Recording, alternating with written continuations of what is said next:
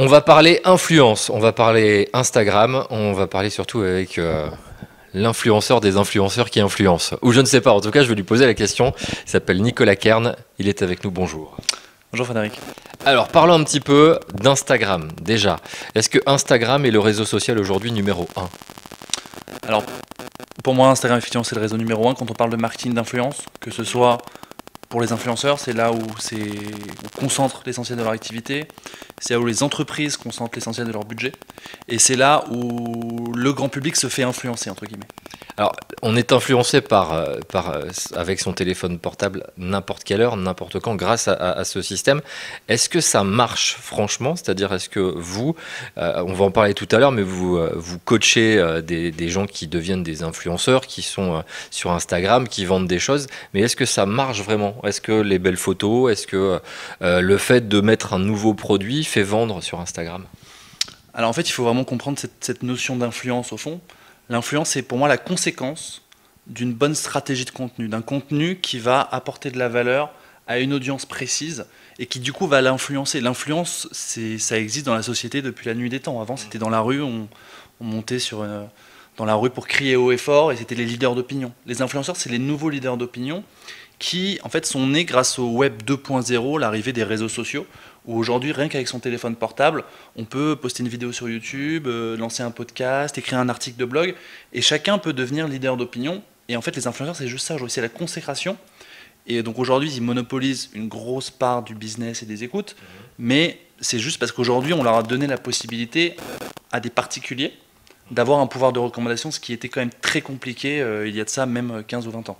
À quel moment vous vous êtes dit il va falloir quand même les aider, les coacher certains, ou alors c'est des gens qui sont venus vous voir, comment est venue l'idée en fait de ça? En fait, ça s'est fait plutôt de la manière inverse. C'est-à-dire que moi, à la base, je suis consultant marketing. J'ai travaillé en agence conseil, j'ai travaillé en freelance sur les stratégies réseaux sociaux et de croissance pour les startups. Et j'ai accompagné une blogueuse, enfin une femme écrivain, à devenir blogueuse pour légitimer la sortie d'un livre. Et on a eu une énorme croissance. En fait, on a réussi à construire une audience de plus de 100 000 personnes en quelques mois.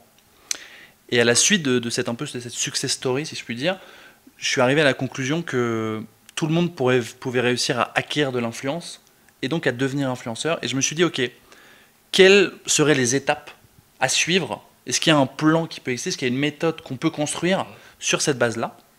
Et du coup, je me suis enfermé pendant 6 mois à étudier ces principes d'influence, à rencontrer un petit peu tout le marché, les experts, les professionnels, les agences, pour essayer d'avoir un maximum de données, ce qui était à la base mon métier dans l'agence. J'étais planeur stratégique, donc je faisais des grosses études pour des marques, et là je l'ai faite pour moi, pour cette notion d'influence et pour Instagram, afin de créer pour moi l'autoroute du succès pour Instagram, qui mélange à la fois du marketing, de la communication, du storytelling, des techniques de photo, des techniques de croissance, que je condense dans une formation et qui est à la portée de tout le monde, particuliers et professionnels, parce qu'aujourd'hui j'accompagne beaucoup de professionnels également, à créer des comptes Instagram à succès, pour soit devenir influenceur effectivement, mais surtout pour faire du business avec Instagram, pour trouver des prospects sur Instagram, pour trouver des auditeurs sur Instagram, pour négocier de plus gros contrats si on est sportif.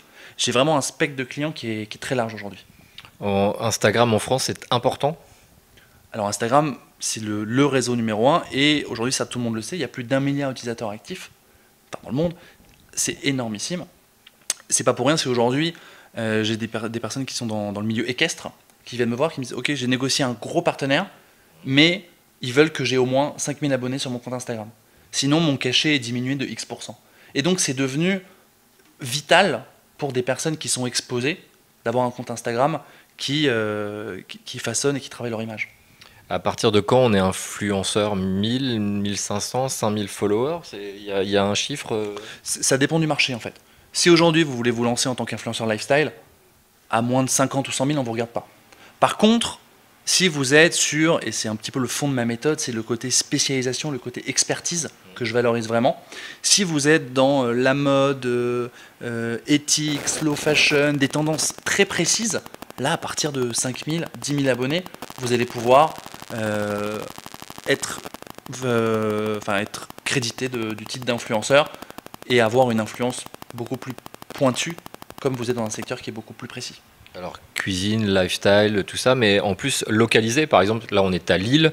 Est-ce que être influenceur à Lille dans un style, il faut trouver une niche, il faut quelque chose pour Je peux faire un petit placement de produit pour une de mes clientes qui a créé un compte qui s'appelle Lily's Beautiful. Donc c'est très local. Et elle a une agence de communication et elle fait la promotion de sa ville. Et du coup, derrière, de manière indirecte. Les photos, faut qu'il y ait un style, faut qu'il y ait une couleur, quelque chose pour que ça marche plus, pour que ça attire l'œil. Ça dépend. Si on est sur du voyage, par exemple, si on n'a pas une belle retouche, si on n'a pas un beau visuel, effectivement, ça ne va pas fonctionner.